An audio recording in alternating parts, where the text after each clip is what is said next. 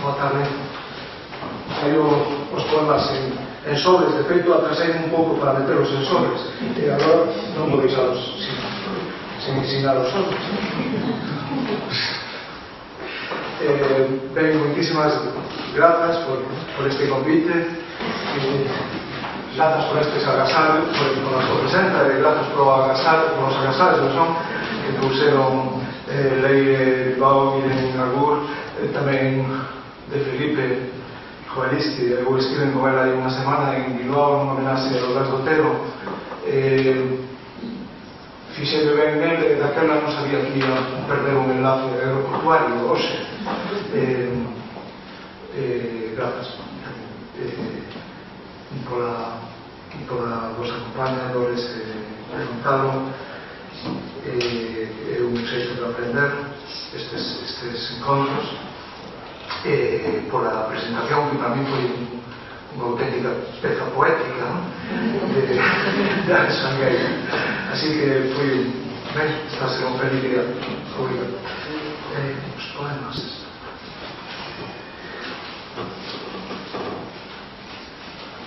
sempre os leo porque hai que dicir adeus os poemas en cartas de migrantes. A negra terra, non? De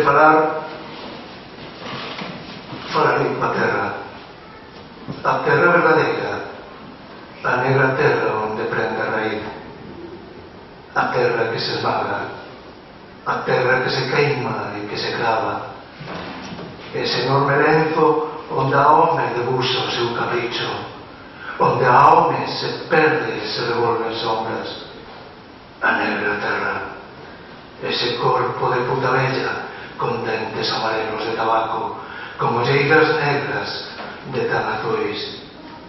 De falar, só con ela falarei, e falarei coas mans, docemente coas unhas, coa paixón dun amante, como falan cando albiscan a morte os amaris feridos. De falar, falarei coa terra, con esa negra terra que cospe como sangue do peito primaveras. O seguinte, as amantes.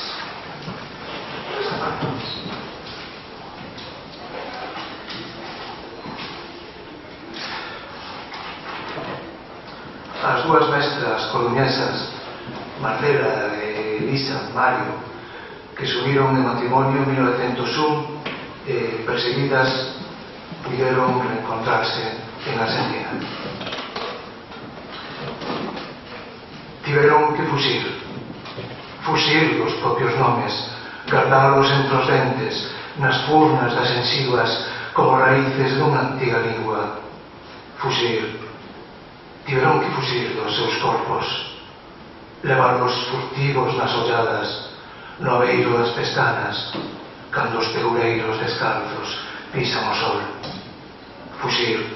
Tiveron que fuxir da historia, movendo a grande louxa do mundo coa sema dos dedos, vestidas de horas mortas na clepsidra do océano.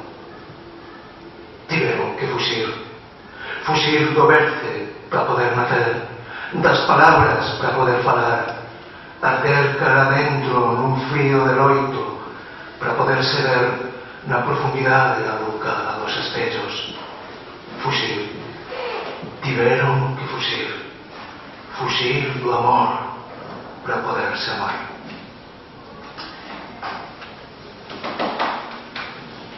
Vai na lei que ben soa. Oración. Este está escrito na víspera dunha guerra, pero penso que vai para todas as guerras. O máis urafaz era o que máis quería.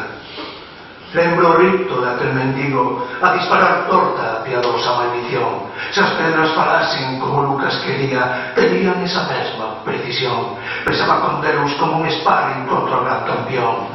A terceira palabra escachizou o ceo e un liso de crepúsculo cegoulle a visión.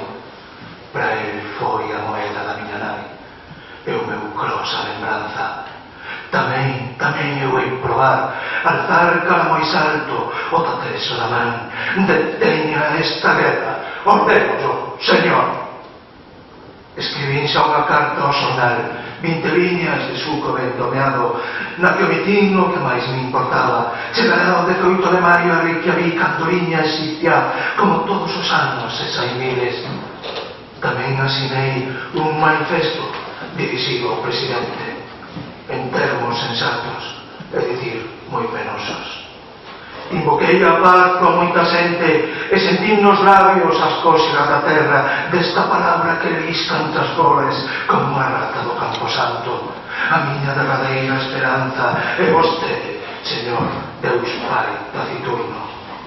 Vexo que o presidente trata con moita confianza. Hai quen di que vostede está no allo, que é o seu capo, o vos, o don, o mero. Permítame que garde as distancias. Eu non comparto esa camaradería, só conservo un electrón de fe, é dicir, a franculla invisible, a vergoña. Por razóns de publicidade, permítame que o maldiga dende o máis baixo, bambeante na rúa da merda, tamén chamada Vereda do Polvorín, afogada a miña alma nun tetabric de viño don Simón, mentres o chato Isaías, bo e cargoso, predícame na outra beira, como é que caíches ti, luz da mañá, como é que caíches ti, en nome da culpa, en nome do pecado, en nome do pegañento medo que carena os osos, ordénole, señor, que deteña esta guerra, ordénole, señor. Oración, e agora ven, o monte da mar, o monte da mar, o monte da mar. Perdei da miña nai un anaco de monte que nunca visitei. Adío sempre o día de tomar posesión. Mais a terra incógnita escoita inclinada e ten boca, sabe de min, envía información. Non é nada, din, un cacho de bouza e un piñeiro vello areixado que o lóstrego tronzou. Así que agora teño ceo tamén, o corpo esgallado do vento e un lampo furioso, soterrado, espectado cabeza abaixo no meu catastro co seu rancor de anxo. A herdanza vai medrando por un rumor de soldados que pasaron por este recanto da esfera, ingleses fuxindo de franceses, algún ferido bebendo o seu sangue quente, pasaron peregrinos, algún famento rilando un canoto de sombra, e aquelas nenas mudas que elas cos brazos en cruz para que puxanse os pasados. Todo iso é meu, non é de ninguén máis, din con algo de retranca, é todo teu, de día máis a noite, todo teu, a terra, a árbore tronzada, a espada dun anxo baixo un mar de espiñas, o rumor da historia, unha fontenla de sangue quente, a esfera do tamaño dun niño de cabizo que pousou no brazo un cruz da nena muda. Nunca fun, tal son. Levo dentro de min, escondida, dentro dela, escondido. Por último,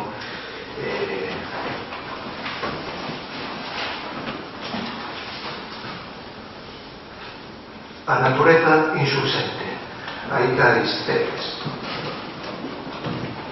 As primeiras nubes corren con arrepío sen pisar as cinzas. Coleótagos, xilófagos, rilan a morte, aparéanse nese valeiro. Cheira a montaña, a balea morta, na beleza podre, a filla un animal sen nome, como aquel mártir que estendeu a súa pel fora do corpo. A primeira arañeira caza a pinga onde tremelica a alborada. Engradan na trinxa os ollos revoltados da árbore que trascende. A edra encambra o Cristo polos gallos da pedra, o traballo do lique nas chagas do ceo, a hemantina da pedra. Ese abraio das cousas cando o home ergue a man contra si. O alto vento enche as ruínas de vida inmóvil. O silencio cala para ver pasar 1000 anos de risos. A vegetación gorecida na casa vixía o camiño. O esquezo anda a caza polas brañas do tempo co furón no peto. A negra sombra fuxiu do poema pola liña fósil do horizonte. A púrpura da uz alimenta os asún da terra. As espiñas dos tosos terman das chorimas na lauda dun ceo antigo. As ervas de ceo estrugas que levedan sombra branca de meiga. Oes nos chanzos da luz a perna de pau da memoria deixada. A noite rila sensivas das ausencias que lumbra a lúa. Un camiño fondo e un corpo escondido nunha alma andareira. Toda a noite a velairiña combateu a luz para ver no escuro do día.